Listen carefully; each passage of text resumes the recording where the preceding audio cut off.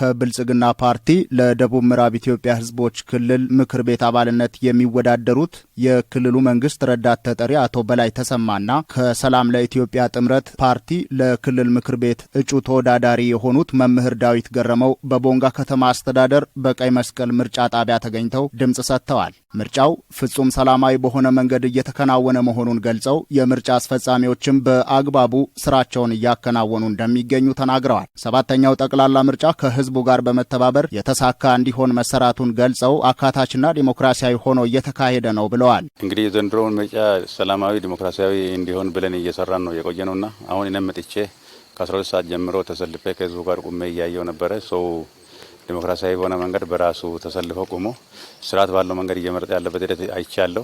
የምርጫ ስራ አስፈጻሚዎችም አግባብ ባለው መንገድ እያስተማሩ ሰው በራሱ ገብቶ ሳጥን ውስጥ በምርጫ ሳጥን ውስጥ ገብቶ ሁለቱንም ምክር ቤቶች በገለልተኝነት እየመረጠ እየወጣ አይቻለሁ። እኔም ደግሞ በራሴ መብት ገብቼ ዲሞክራሲያዊ መብትን ተጠቅሜ ወጥቻለሁ። ጥበቃውም የራሱን ስራ እየሰራ ነው። ታዛቢውም የራሱን፣ የምርጫ ባለሙያም፣ እናንተም ባለሚዲያዎች የሚዲያ ባለሙያችሁ የተሰጣችሁን ተልዕኮ በተገቢ እየተወጣችሁ እንዳለ ነው። ለብዙ ሰዓት ተሰልፌ ነበርና እያየው እየተከታተልኩ ነበር።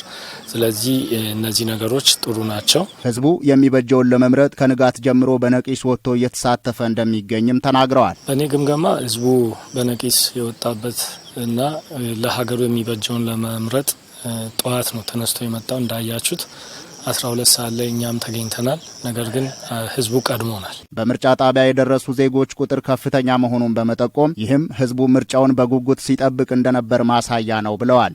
የሚያሳየው ምንድነው? ህዝቡ ጉጉት ሲጠብቀው የነበረ የራሱን ሊመራ የሚችል መንግስት ለመምረጥ በቁርጠኝነት የተነሳበት በዚህም ያሉ አገልጋዮችም የምርጫ ቦርድ ባለሙያዎችም በተገቢው ኦሪንቴሽን እየሰጡ እያስኬዱ ያለበት ሁኔታ ነው ያየሁት። ሊመራው የሚችለውን መንግስት ለመምረጥ የተገኘውን ህዝብ የምርጫ ቦርድ ሰራተኞች በአግባቡ እያስተናገዱ እንደሚገኙ ተናግረዋል።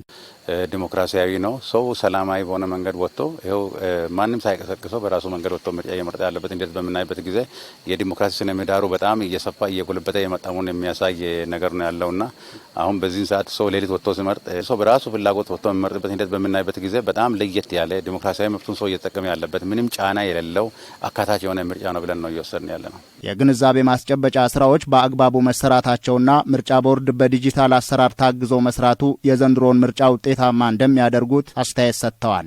ይህንን ለየት የሚያደርገው አንደኛ የግንዛቤ ማስጨበጫ ጊዜው ሰፋ ማለቱ፣ ምርጫ ቦርድ ደግሞ ሁሉንም ነገር ዲጂታላይዝ ማድረጉና የሚዲያ ሽፋን ራሱ ትኩረት ተሰጥቶ ህዝቡ አዌርዱ ነው ለሱ የሚበጀው እንዲመርጥ የተካሄደበት አግባብ፣ የአየር ሰዓቶች ለተፎካካሪ ፓርቲዎች እኩል የተሰጠበትና ያለምንም አሁን በእኛ አካባቢ እስካሁን ድረስ ሰላማዊ ቀጠና ነው። በሰላም ተፎካካሪውም ፓርቲ ሁሉም ፓርቲዎች እኩል መብት ተሰጥቷቸው የተንቀሳቀሱ መሆናቸውና ለዚህ ቀን መድረሳቸው ለየት ያደርገዋል። እንግዲህ የዘንድሮ ምርጫ ካለፉት ምርጫዎች በጣም የሚለይበት ዋናው ነገር እኛ እስካሁን ድረስ በተለያየ አይነት መንገድ ከህዝብ ጋር ስንገናኝ ነበረ።